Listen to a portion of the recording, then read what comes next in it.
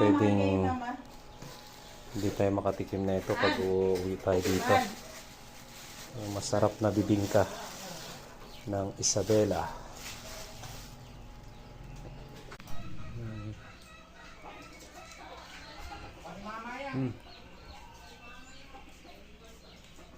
Masarap talaga. Ito sa kape. Mga kape ano?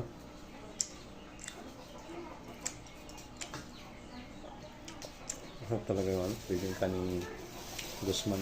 Bibingka. Sarap talaga bibingka ng Guzman. Malasa siya.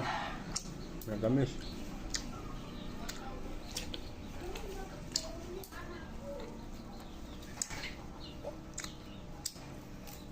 Ano siya malagkit.